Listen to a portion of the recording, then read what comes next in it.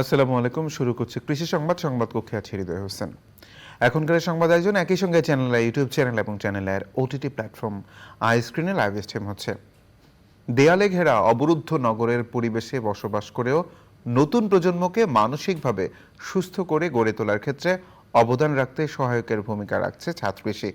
শহর বাড়িতে খোলা আঙিনা কিংবা খেলার উপযুক্ত মাঠ না পেয়েও ভবনের উপরে গড়ে তোলা সবুজের আয়োজনগুলো নতুন প্রজন্মকে দিচ্ছে মানসিক বিকাশ। বিস্তারিত জানাচ্ছেন শাইখ সিরাজ।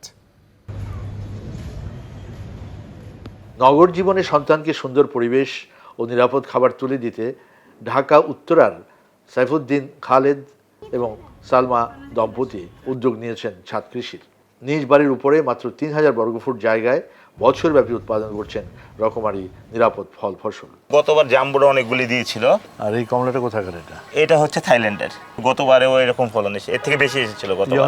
এটা কটবেল এসেছিল, এখানে ডালিম ছিল, 2টা করমচা গাছ আছে, এখানে করমচা গাছে প্রচুর করমচা এসেছিল। থাই পেয়ারের মধ্যে এখনো কিছু পেয়ারা আসছে, এই সাইডে ফুলগুলি আসছে। ফিলিপিনো একটা স্যার আমরা কেটে কেটে বিভিন্ন জনকে দিয়েছি। 12 মাসি সফেদা, এবং সফেদাটা স্যার ভরা থাকে। অল্প দিনেই তারা মাটি ও ফসলের সঙ্গে নিবিড় পরিচয় ঘটাতে পেরেছেন। তাদের পাশাপাশি কৃষির প্রতি অনেক বেশি অনুরক্ত হয়েছেন পরিবারের ক্ষুদে সদস্যরাও। ফল একটু সবজি দেখতে বাচ্চারা খুব আনন্দ পায়। বলো তো এটা কিসের বীজ? পাট শাকের বীজ। তারপর এটা কি আছে? করলার বীজ। আয়োজনটি গত 3 বছরের প্রভাব ফেলেছে এলাকার অন্য সব বাড়িওয়ালাদের মাঝেও। আপনার আশেপাশে যে সমস্ত ছাদগুলো আমি দেখছি, এই সমস্ত জায়গাগুলোতে কি আগে না স্যার, এগুলি তো খালি ছিল স্যার। লাস্ট 3 to 5 ইয়ার্সের মধ্যেই স্যার সবগুলি হয়েছে। নতুন প্রজন্মের নাগরিকদের সাথে গাছগাছালির প্রতি ভালোবাসা বা প্রেম জন্মানোর বিষয়টি খালিদ সাইফুল্লাহ এবং সালমা মাহিম দম্পতির মূল উদ্দেশ্য ছিল। সেই ধারাবাহিকতায় রচিত হয়েছে এই ছাদ কৃষিটি। এবং একথাও সত্যি যে পাশাপাশি এটিকে দেখে এই এলাকার আর অনেকগুলো ছাদ কৃষিভাবে তৈরি হয়েছে, যেটি আগামীতে অন্য অনেকের জন্য অনুপ্রেরণার একটা বড় কারণ হতে পারে। ঢাকার উত্তরার খালিদ সাইফুল্লাহ এবং সালমা মাহিম দম্পতির ছাদ কৃষি থেকে শাইখ সিরাজ, চ্যানেল আই। এ নিয়ে বিস্তারিত প্রতিবেদন দেখবেন আগামীকাল বেলা 3:05 হৃদয়ে মাটি ও মানুষের ডাক অনুষ্ঠানে। নরসিংদীর চাষিদের অর্থনৈতিক চিত্র পাল্টে দেওয়া ফলের নাম লটকন। কম খরচে বেশি লাভজনক হওয়ায় প্রতি বছরে বাড়ছে লটকনের চাষ। দেশের গণ্ডি পেরিয়ে বিদেশে রপ্তানি হচ্ছে লটকন। এবছর আবহাওয়া অনুকূলে না থাকায় ফলন কিছুটা কম হয়েছে। নরসিংদী থেকে সুমন রায়ের পাঠানো তথ্য, ভিডিওচিত্রে সুমন রায়ের রিপোর্ট।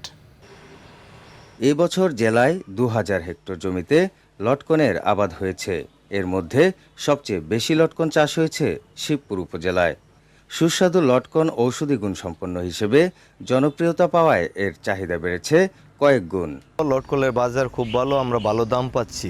দেশের চাহিদা মিটে আমরা দেশের বাইরে বিভিন্ন দেশে, ইউরোপে এবং মধ্যপ্রাচ্যে আমরা এই লটকল বিক্রি হচ্ছে। এক কানির মধ্যে খরচ হয় 20,000 টাকা, ফলন নেওয়ার পরে 2 থেকে 2.5 লাখ টাকা বিক্রি করা যায়।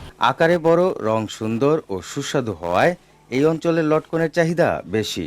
দেশের চাহিদা মিটিয়ে রপ্তানি হচ্ছে দেশের বাইরে। বিদেশ থেকে আসলাম, আসলে লটকলের ব্যবসা করতেছি। লটকল অনেক টাকা আইতেছে, চলতে পারতেছি, খাইতে পারতেছি, অনেক সুখে আছি। মানে এটা মিষ্টি, আবার দেখতে অনেক কালারফুল, মানে খুব সুন্দর।